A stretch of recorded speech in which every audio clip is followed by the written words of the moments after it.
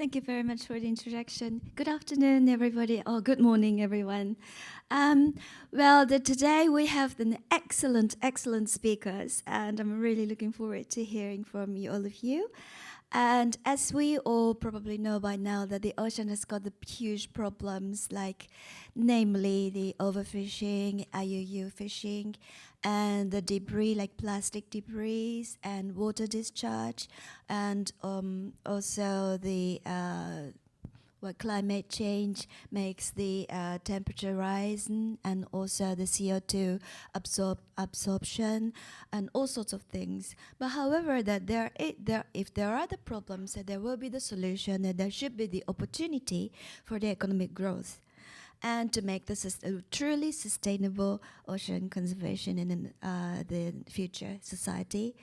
And let's talk about the each issues that to start with, Margaret, perhaps. Good morning, Margaret. Good morning. How are you? I'm glad to be here, and I really appreciate being part of this conference. I'm going to spend a little time today talking about plastic pollution, which is an ocean issue, but it's much bigger than an ocean issue, and that there are some solutions on the horizon, but will be required to work together using science and technology for solutions. For those of you who don't know much about plastic pollution, except for what you see on the news of entanglement or harm to communities, plastic is ubiquitous, and it has multiple stages. It's not just a waste issue. Plastic is part of our lives through production, use, as well as disposal and leakage into the environment. Unfortunately, plastic production and waste is rapidly increasing, which is also increasing the amount of plastic and chemical additives in the environment and people. And they're complex chemicals and materials. Over 98% of plastics are from fossil carbon. And the production increase is on track to triple by 2060, and half of all plastic ever made has been made since 2002. An estimated 22 million tons of plastic waste enters the environment. And of course, we're talking about the ocean. The ocean is the ultimate destination for plastic waste, which do not degrade easily. And at highest risk are the 3 billion people who directly depend on the ocean as a major source of protein and resilience. So the trend is not socially, economically, or environmentally sustainable, and it's adding to planetary threats. And the current solutions are not matched to the problems, and the economics of it just don't make sense. A lot of the solutions, for example, like plastic recycling, are under resourced, but also not effective in the long term to meet the new threats that we know about. This includes climate change. Plastic production discharges nearly 2 gigatons of CO2 and other climate-forcing greenhouse gases to the atmosphere each year. So it's entirely linked to climate change, which is an ocean problem too. It's also a major threat to human health, including airborne particles of microplastics and nanoplastics. It's not just big chunks of debris, but it's everywhere. And one thing to know is that plastics are both harmful and not cheap. In 2015, in a report I was involved in, we estimated the health-related costs of plastic production that exceeded $250 billion US globally, more than the GDP of New Zealand or Finland. So if you just measure the impact to human health, because there are many identified impacts, we are way beyond the economic sensibility of using plastic for everything. The global community, the United Nations, and the OECD have all identified this as a major crisis of concern. So one of the things we can talk about today is how can science and human health-based standards and metrics, social and environmental equity, and regenerative solutions help turn the tide? And I'm happy to refer the organizers to some of the reports I'm citing from, but we have 3 barriers that I can speak of. One is overproduction of plastic and a waste of natural resources at a global scale. There's no control. There are under-identified and unmanaged threats to human health and equity, especially the vulnerable among us. There are no standards that will help us. and their inadequate, ineffective, and inequitable and harmful management and disposal options. And a lot of these are driven by perverse economic incentives. So there are a number of generative innovations that will help that can be driven by globally established science-based and health-focused standards that really center the most vulnerable, which include children, which is our future. So I can leave it at that, but I will say that there are some opportunities ahead. I'm involved in the Global Plastic Treaty negotiations on behalf of an international science consortium, the International Science Council, and we are arguing for the use of science to set criteria that will establish an economic level playing field that is beneficial and will generate solutions that will be not regrettable substitutes or put us in a difficult spot. But like with the Montreal Protocol on climate change and the ozone hole, we can actually use science to drive innovation. So I'm happy to talk more about this, but that's essentially what I see ahead. And the next meeting of the treaty parties is next month in Nairobi, Kenya. There'll be 2 more meetings and then the treaty will be written. And the opportunity here is to set a playing field that's strong on science and also is mindful of human health. This is not just a waste issue anymore. It is absolutely human rights and a human health issue. And I think there's some great opportunities ahead if we use principles of green chemistry and center health in the solutions.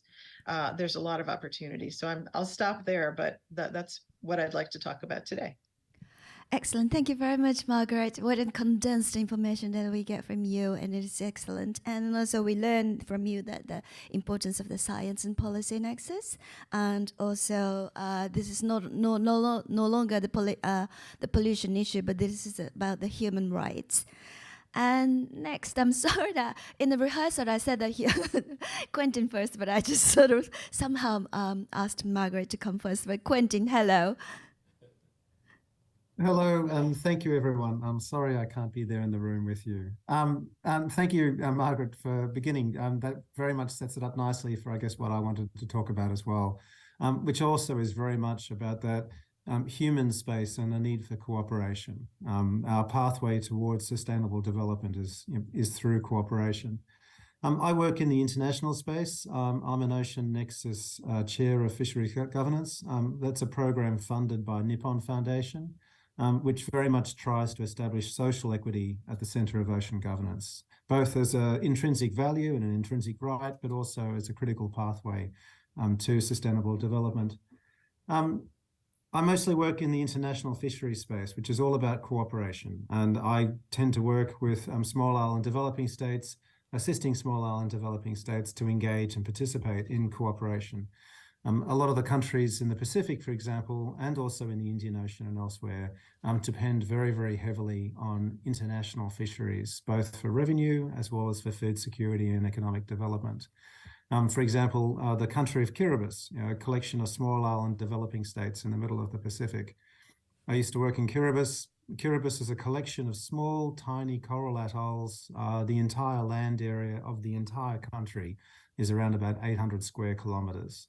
So by that terrestrial continental viewpoint, a country like Kiribati is tiny, very, very small amount of land, small population of 100,000 people, around about 70 terrestrial species, and no fresh water other than what's collected on top of a water lens. But when you look at Kiribati, for example, as an ocean country, it's the 12th largest country in the world. It has an exclusive economic zone of 3 million square kilometers, and in a good year, Kiribati produces 10 to 20% of the world's supply of tuna. So it really is an incredibly important place for our fisheries. And countries like that depend heavily on fisheries, but they also manage significant portions of our fisheries, and they also need to be involved in the development.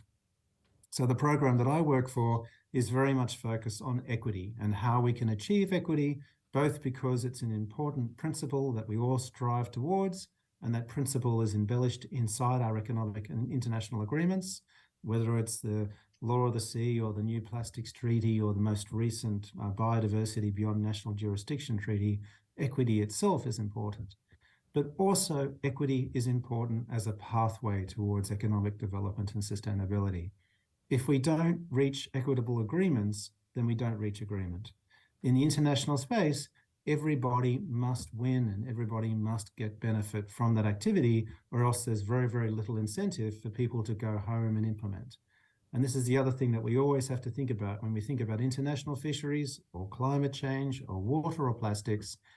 Our international system is based on nation states, and each nation state has sovereignty. So at the end of the day, it's up to the nation states to take these agreements home and implement them. And again, that's why equity is so important as this pathway towards sustainable development. Fortunately, there are really good examples of solutions, and the Pacific should be very proud of the solutions that it's developed, and it's developed those solutions collectively through cooperation. So for decades and decades, the small island Pacific Island states have developed some of the strongest, most capable scientific institutions like the Pacific Community to undertake all of the science, to collect all of the data, and to analyze that for the benefit of management and also economic development. So we really need to see that continuation of cooperation for economic development, and we also need to see that expand into other places like the Indian Ocean or Africa or the South Atlantic that really don't have that same level of cooperation. It's good to see Japan supporting that. Japan's an active participant in a lot of these negotiations, and Japan also has very strong relationships with many of the small island developing states that are leading these types of activities. So I'll stop there, but I'm a big fan of the cooperation that Margaret was talking about, and I look forward to talking about that further. Thank you.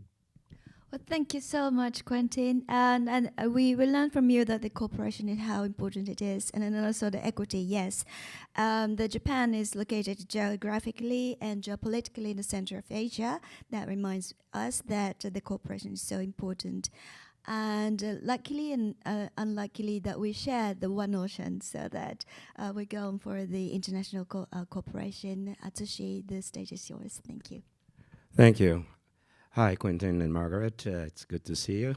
And you already made a very important point about the importance of cooperation, equity, and the role of science. And, I was in New York during the United Nations General Assembly Week, and we talked a lot about SDGs in New York. And, the ocean's SDGs number 14, actually compared to other SDGs, we are doing quite okay. I mean, that was the kind of voice that I was hearing in New York. That we talk about plastics, we talk about IUU, we talk about other, subtopics within the SDGs, and then we can sort of see we are working on it. Check. We are working on that one. Check. That sort of thing.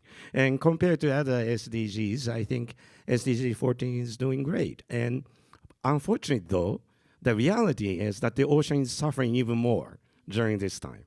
So what we are doing wrong? I mean, we're doing all these things that we are talking about it, plastic treaty, BB&J, IUU, combat, all these things are already on agenda. Everybody agrees on one particular, mostly, what we need to be doing.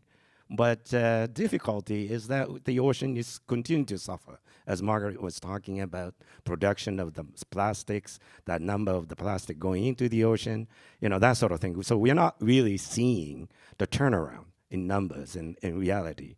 So I think the question that we are doing during the United Nations General Assembly Week is that implementation is the key, right? We have agreed on these things, but how do we implement that? And then for the implementation, we need a cooperation. And a cooperation not only among the states, but our governments, but also cooperation with the private sectors, fisheries, communities, everyone that really has a stake in the ocean. And that cooperation is something that we really need to be talking about, or actually, we're done talking, where we should be implementing it. And I remember last year in the same panel here at G1 Global, we sort of ended up saying science policy, Nexus, all these things that we have been talking about. And so after 1 year, how it really changed. So that's the thing that we should be talking about today. By the way, Margaret, I was talking to my friend, Mr. Shinjiro Koizumi, who's a politician here, and he is really insisting on having welcoming the plastic treaty signing ceremony in Japan, because G20 Osaka, we kind of talk about plastics in the global G20 scale, and we are talking about how we can bring them back here for the signing treaty, so signing ceremony here in Japan, just to help this negotiation going. But the reality is, of course, we have a lot to do. So I will stop here, and I look forward to our conversation. Well, thank you very much, Atsushi. Actually, Shinjiro Koizumi is one of the G1 members, and so we're really excited to know about that. Good news. And so how we open up the conversation with this, we talked about the international cooperation. What's the challenge, actually, Quentin, when we talk about the cooperation? So let me give you two examples. In the Pacific, we have a group of small island developing states that have worked very closely for a while to develop and implement real cooperation. They've established agreements, they've established conservation limits, and they've increased their economic development as a result by also increasing the value of the fishery. They haven't increased the catch. The catch is finite. Unfortunately, we have well and truly hit our planetary boundaries, so any economic development has to be within finite limits. And the Pacific Island states have done that through really focusing on that economic cooperation and that management cooperation to bring in place those sustainable limits. So all of our tuna fisheries in the Pacific Ocean are actually managed below the sustainable limit. We have reference points that we can then manage those fisheries sustainably.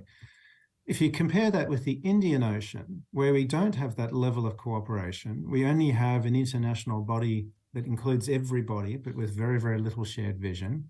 It doesn't have that same history of cooperation, so there's not the same level of data. There's no cooperative scientific institution, so the only scientists that are available generally come from Europe and Australia and Japan, and it really lacks that capacity. So we have a fishery now that is very heavily overfished, the yellowfin fishery, for example. We have a lot of very difficult arguments around how to manage the fishery. We can't agree on what the limits should be. We don't have the data necessary to really understand the stocks or really understand what the limit would look like, because we just don't have that level of cooperation. And that's where it really becomes critical. So the insights from the Pacific are cooperation takes time. You have to invest effort and time. You have to have mutual interests, and you have to have knowledge and data. So you really do need to build up many different components. There's no easy solution. But you build up those multiple components by investing in science, investing in data, investing in collective bargaining, and investing in cooperation. And then eventually you start molding all that together, and you end up with a Pacific fisheries management, which is sustainable, or you end up with an Indian Ocean fishery, which is heavily overfished and not looking very healthy at the moment. Yes, as I said, as you said, that in terms of the tuna fisheries, there are the strong political boundaries, like the bindings, like in ICAT or WCPFC, that each countries are collaborating, and that is why the stocks is increasing, and it is kind of the successful examples. But however, the rest of them that we still need to collaborate more, and how is that going to be realized, I think? Let me jump in here. I think when Japan talks about the strategy of Indo-Pacific, we now should pay more attention to Indian Oceans, right? I mean, that's where the capacity building and the work that we need to be doing, incorporating with the not only India but Indonesia, Pakistan, or Bangladesh, and you know, all these places where we have to really get together and talk about the future of the Indian Ocean, and of course we have African coast, and there are a lot of countries that are facing Indian Ocean, and there's so many islands actually in the Indian Ocean that we're not still aware of, and so we should be all talking to these islands communities in the Indian Ocean, and I think that's be a next step. And so Actually, Carnegie Peace Foundation and myself are working on that topic this year to bring all these Indian Ocean islands stakeholders to come on and be and having a conversation on the same stage. So, so Margaret, I have a question for you actually. That you talk about importance of setting standard in plastics, right? And the science is very important. But I think when it comes to plastics, I think it's we have a lot of knowledge about what's in it, how do you produce it, what really makes it difficult, or even talking about alternatives in technology. And there are a lot of companies that are start to move on those areas as well, right? So what's the role still, what the science can do in terms of the setting up the standard, and what are the problems that you are facing at the moment? I'm very curious. Yes, thank you, Atsushi. So there are a few concerns, not only in the United States, but in most of the countries, is that we haven't been managing plastic as a pollutant as we have with other things. And to what Quentin said, there are lots of models for how you would do that, but we've had a barrier to thinking about them because we've thought about them as a useful product, but they are harmful. So we know what we need to do. We absolutely have to set clear criteria based on, so for example, in the treaty, there'll be a number of annexes to talk about what would be, what's the production reduction. We're making too much. So that's actually a fairly simple statement. We need to make less, and we have to agree, just like climate change and emissions. But the other thing is, how do you distinguish between what's a problematic plastic and what's a useful and safe plastic? Those are critical criteria that can be set if scientists and a science policy mechanism is established in the treaty before those decisions are made. Unfortunately, we haven't done that. And one of the things I'm here to do in Bangkok is to represent not only the Monterey Bay Aquarium, but the International Science Council, and arguing for a science track that's pushed by delegates that will help us drive to agreement on those criteria, because we know, to your point, we know what's carcinogenic, we know what's an endocrine disruptor, we have a lot of information already that we can put into practice now. Unfortunately, we haven't done that in the individual countries, so we have to set this in order to promote, I guess, a level playing field in competition, and also to center what people are at risk for doing. The other thing is the economics science aspect of this issue is important. We have been trying to use life cycle assessments to assess what would be a better choice than others. If you don't take into account total economic value, which is bringing in externalities and also impacts, the cost of impact, you will never get the decisions right.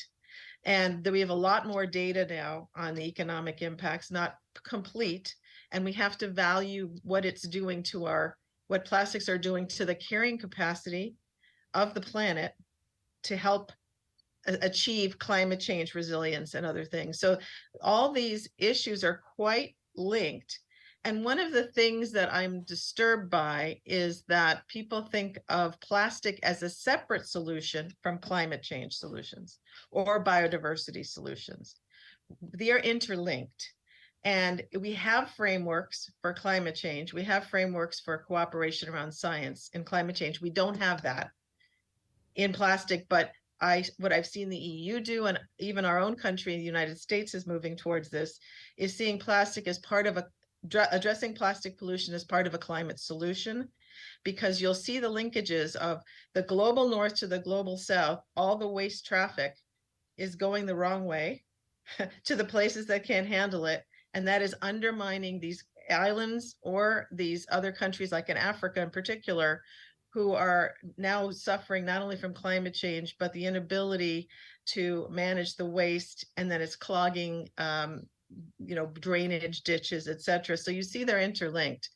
I think keeping those groups separate over time is not going to be beneficial. We must integrate those solutions into all the frameworks we're talking about, and biodiversity is the same. So we have a lot of knowledge about health. I think health should drive this these decisions. I think we've spent too much time measuring what's in the ocean and where it is. I think we got a good picture. And the other thing we can do is actually identify sources. We have to prioritize. And so what we can't manage, what we can't measure. So understanding not where, but where from is incredibly important. And there has to be an equity in a responsibility, right? And so to assign responsibility legally and financially, you must know something about the sources. And those, if you assign responsibility correctly, if communities are assigned the responsibility to clean up the mess, and we haven't charged the people creating it and creating the wealth with actually doing that, you're disconnecting your economic system. So I'm going to put economists in the same place as physical scientists and natural scientists and health scientists. I believe the medical community has a lot to offer here. In addition, economists. So those are my thoughts. Can I just support Margaret, particularly on that integration of these different threads, because climate change impacts on everything. By siloing our different challenges, we really actually prevent much progress. So it's the same thing in fisheries, where we see climate change impacting on the distribution of fisheries now, which has real impacts on developing states and raises fundamental equity concerns. And we then need to manage the fishery with this changing distribution caused by climate change. So some might suggest, well, we should address that in a climate change fora, but really it's a fisheries management issue. But if we don't address it in either fora, it becomes a climate justice issue, which is also much more complicated. And that's just in that development equity concern. Very, very close to Japan, you have these fundamental issues of climate change and fisheries management as well, where we're now starting to see critical stocks in the Japanese EEZ, inside the Japanese waters, now also start to redistribute into the high seas. And that takes them out of Japan's sovereign control and puts them into that cooperative space in the high seas, where Japan has to cooperate with other countries like Russia and China and the US to then manage them. So there's this question of how do we integrate management and responses across multiple fora is really important. I think Margaret raised a very important point. Yes, so the thing is that the transboundary and transdisciplinary solutions that we really needed, and how could we develop it from now on for a very effective way? Actually, how is the solution if the international, okay, well, this is really the universal issue. It's a very challenging issue, and of course the how many years it took to really get to the Montreal Protocol, when the first scientists really warned us about the problem with the ozone layer and other things. And there is some papers have already written about some particular chemicals that are being responsible for this kind of thing. And then, of course, in order to agree, have a common sense among the scientists that this is the scientific solution. But, we are talking about this sort of efforts.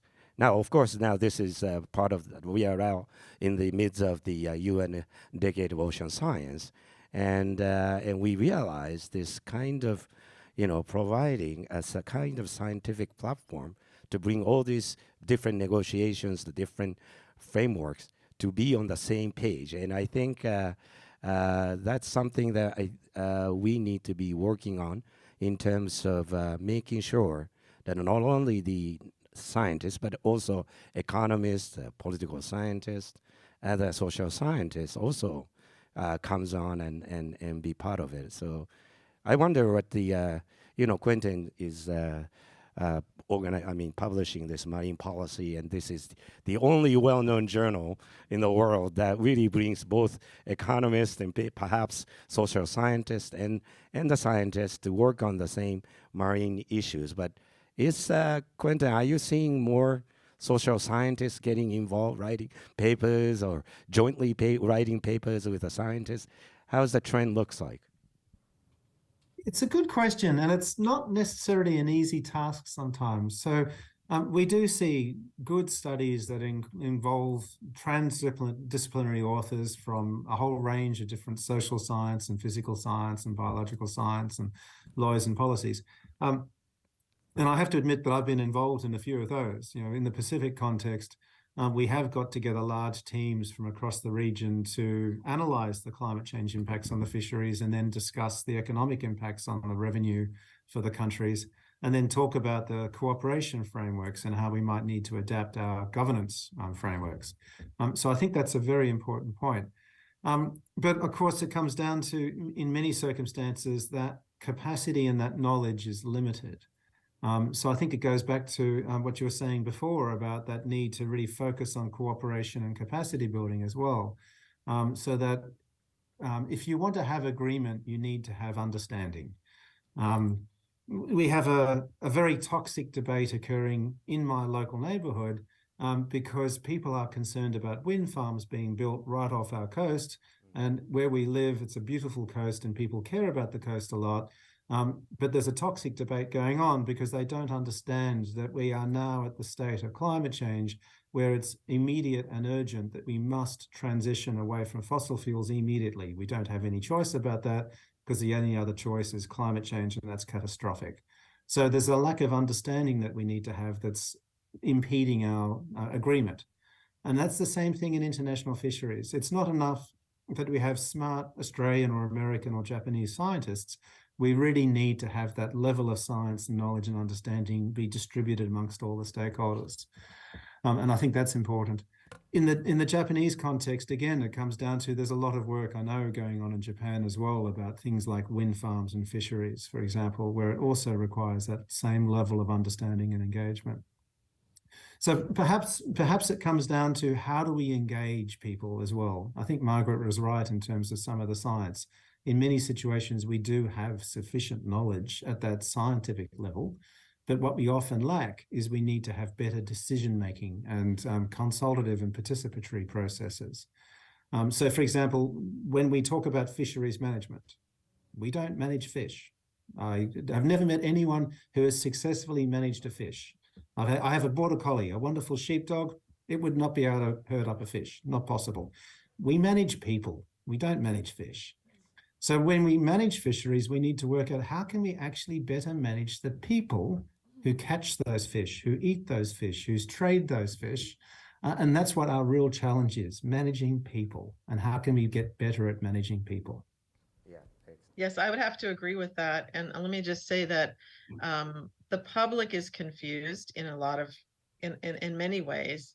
However, I think that we can be clearer about how we can be part of a solution, because we need to inspire people to want to change. And if you see, we've got a very difficult debate about the effectiveness of recycling, which has gotten very many people depressed and wondering if it's even worth changing. Now, the only problem, the reason that's so depressing is that people were told that was the solution.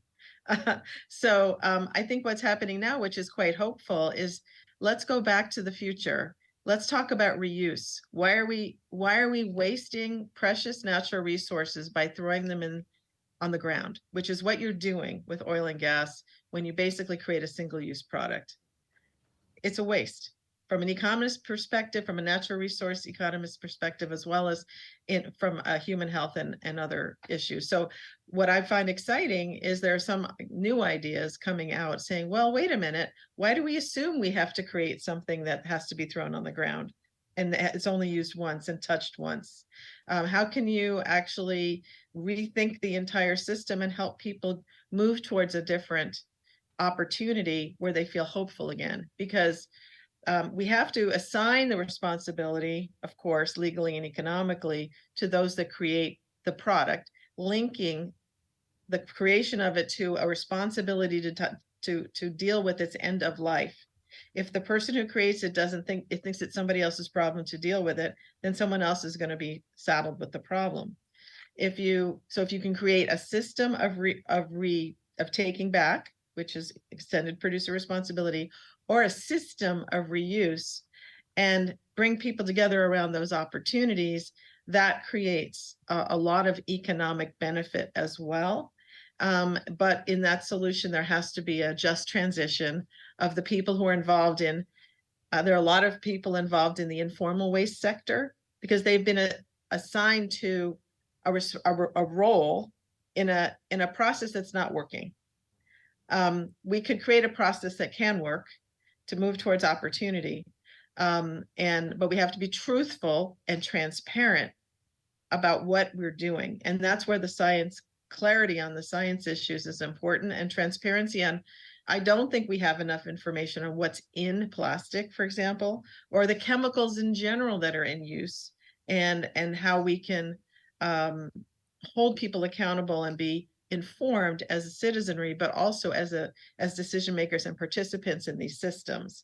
So I feel like some of this stuff, some of these issues are the province of only a small group of knowledgeable people.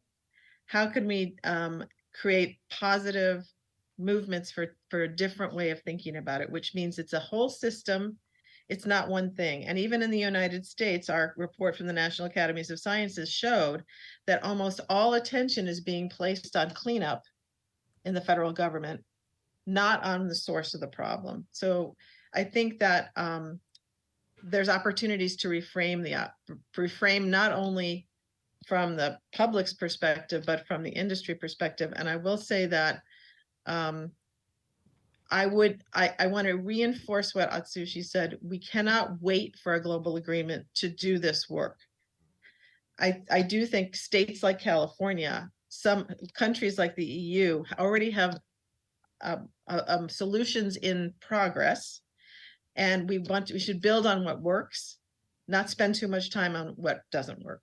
And I think that if industry and the economic systems try and get ahead of the problem, instead of waiting for it to come and visit upon them, they can help drive the solutions too, if they're ahead of this. And we've seen that happen in fuel economy and other problems where we actually had industry helping to drive the solutions ahead of regulation. So that's all I have to say. Right. So why don't I ask Dr. Yue about where we talked about a lot in global sort of agenda, global sort of issues and challenges, but where Japan stands all this. I mean, you have been working hard on bringing science to Japanese fishery management, changing law, all those things through G1 platform and others.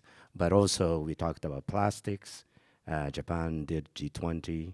You're a moderator, but you cannot get away easily without saying you're the real expert. So why don't you join in and join the conversation? Well, I don't know if I can be against the G1 policy that we're not allowed to talk.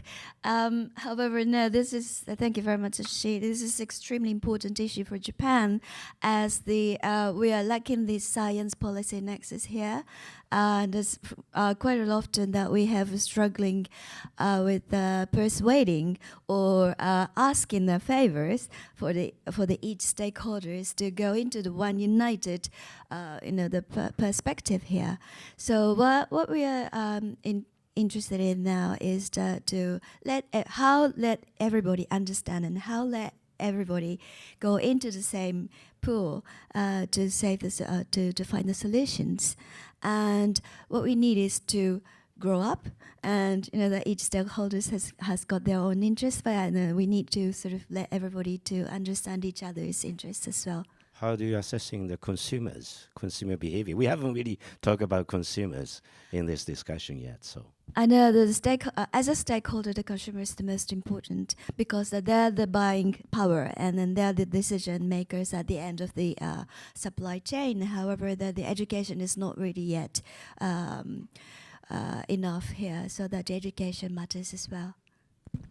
I think Margaret is right, because for the international cooperation, we can agree on the framework first, and then talk about how we can bring scientific mechanism and other standard setting as we go along. Because if you wait until all that thing happens before we even agree on anything, I think it takes a little bit more difficult time and others to get there. But I think BB&J has some experience that we can learn from, although in ratifying it can be rather difficult. Yes, But, could you explain about BB&J, the term? oh, okay. It's the agreement about the international agreement about the sustainability of the ocean that beyond the national jurisdiction, which is the where at the United Nations we are talking about how we can preserve the biodiversity in the area that belongs to all of us, which is common water. And so there is an agreement that has been agreed to work on, and now we are ready, each one, to sign and ratify. But this is kind of, if we have under the national jurisdiction, we all have our own laws to govern. But for the common water area that in the middle, we are agreeing on one international sort of agreement. So this is, and how we get there, it took a lot of time to get there, but there are a lot of issues that are still up in the, still needs to be discussed. But the framework itself it's been established. So I think that's another way of looking at things, how to bring a cooperation. That's right, BB&J is an interesting example too, because BB&J is a package deal, and that you'll find most successful large treaties are package deals. BB&J addresses marine conservation, it addresses marine genetic resources, technology transfer, and capacity building. So it includes something that's of interest to everybody, and then package that together into an acceptable framework where effectively everybody wins. So it's a great new agreement, and we'll see how it goes. It has a lot of unfinished business to go with its preparatory conferences and its implementation. But it's a good example, I think, also sort of what Margaret was alluding to earlier in terms of bringing parties together and not just looking at one sole issue, but trying to look at it more broadly. I think also when we look towards the future, we actually also need to look towards our history in order to understand the context of the participants and the stakeholders. Our history for many states who are involved in oceans is one of colonialism.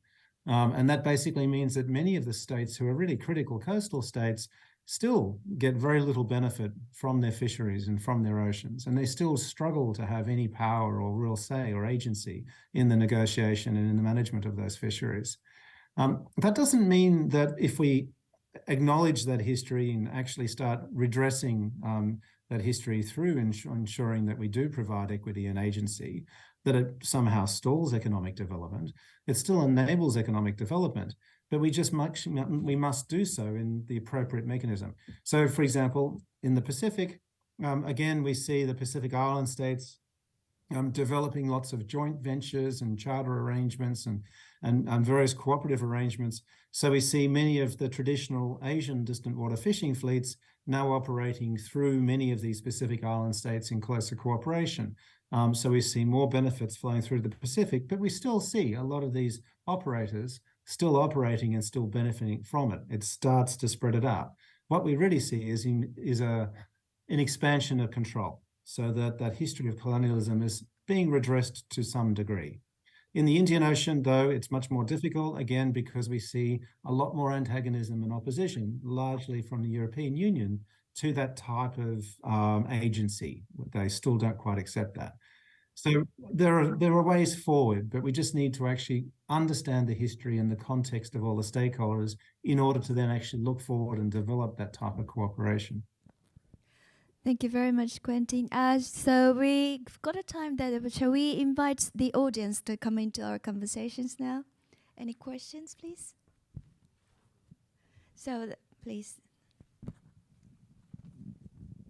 Thank you for discussions. I understand equity is very important, but for equity, better understanding with data and better for the idea, scientific platform is needed, but it looks like take a long time.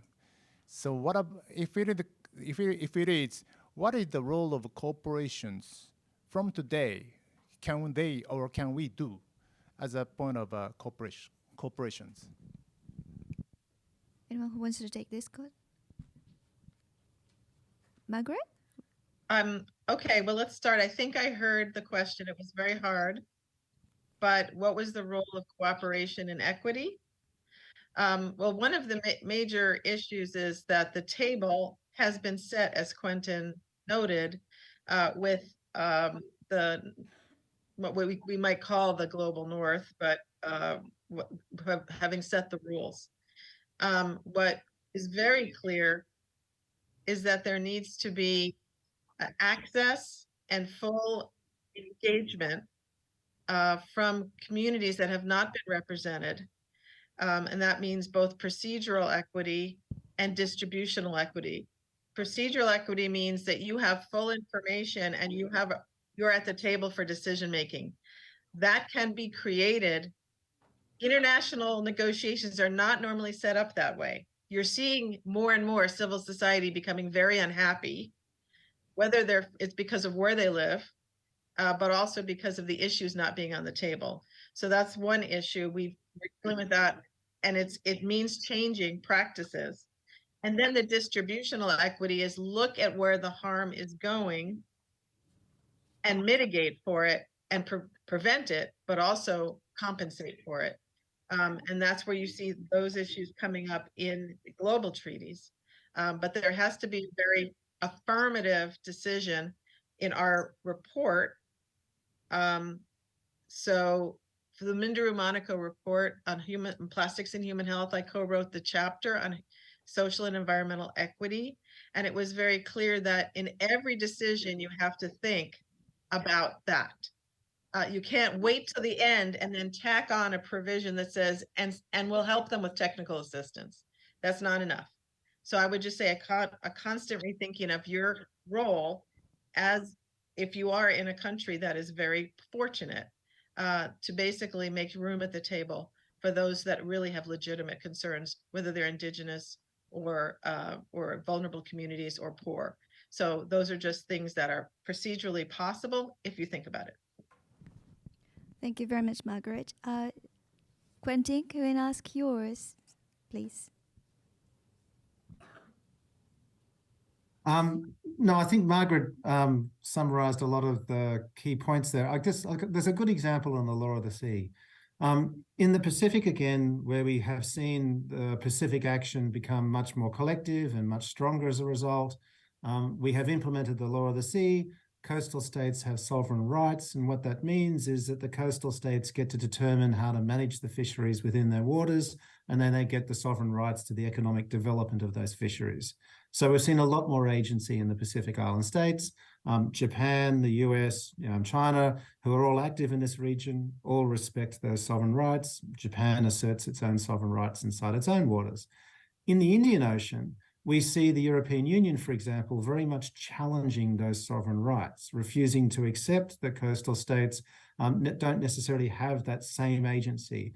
So we have a ludicrous argument in the Indian Ocean where the European Union proposes that if a coastal state allows a foreign vessel to come and fish inside its waters under license, that foreign vessel will pay a fee to fish for 1 year within those waters, and then it leaves. When it leaves, the coastal state would collect all the data, keep the logbooks, and then manage the fishery accordingly in future.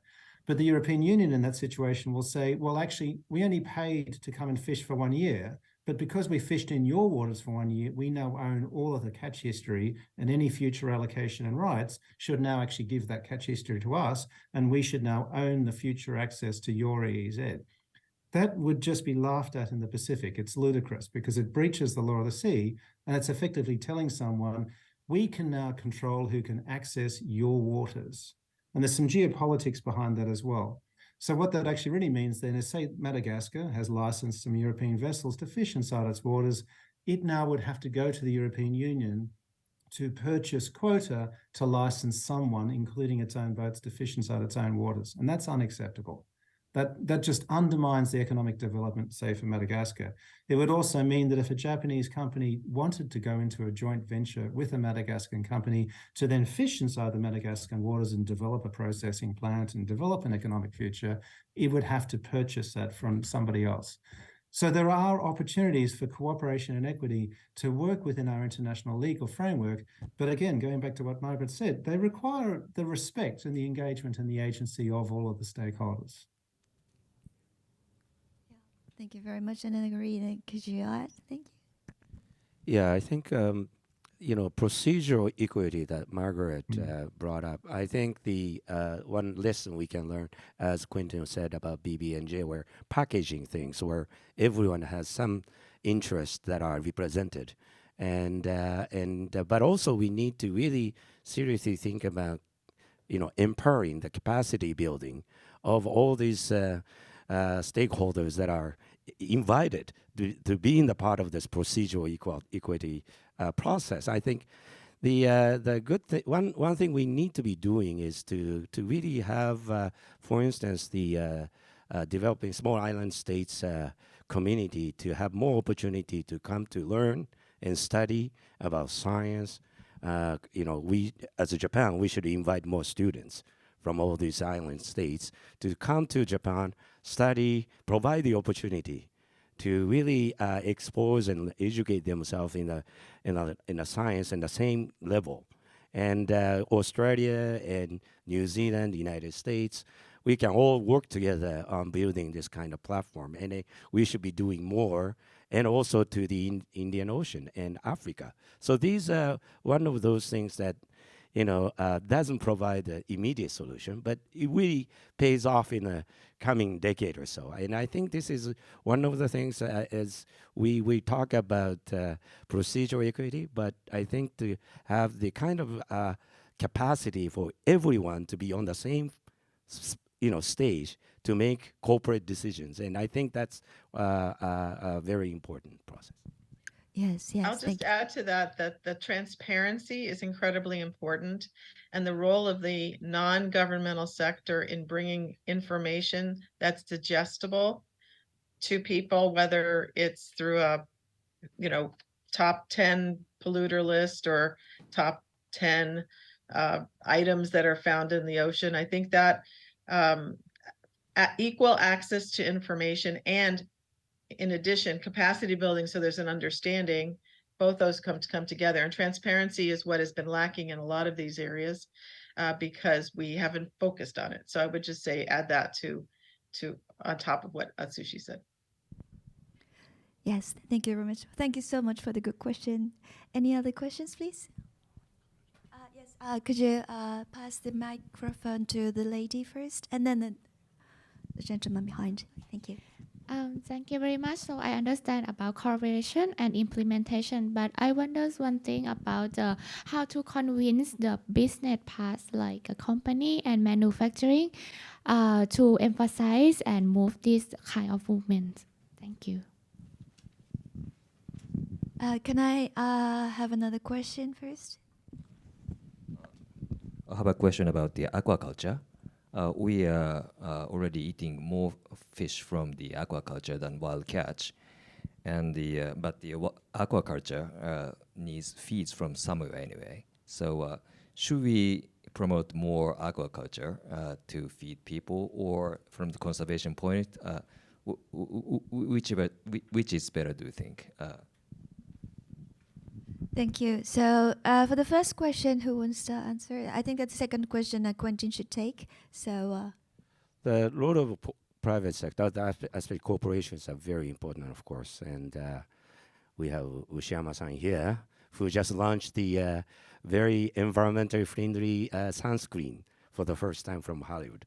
But these are kind of efforts that makes the business model very that are challenging, but it's important to have that's why we have to have a private sector people, the leaders, to be on the same sort of page, and we'll be talking together on this kind of issues. But the business, for the business, it has to be a business. So we have to create a kind of incentivized model or market for the business sector to come in and, like Margaret was saying, this kind of economist can have the different models, but providing externalities, providing a best economic policy to cater to create an environment for the business sector to play more active role in helping us solve this situation. Thank you. And maybe Margaret, would you like to add for that?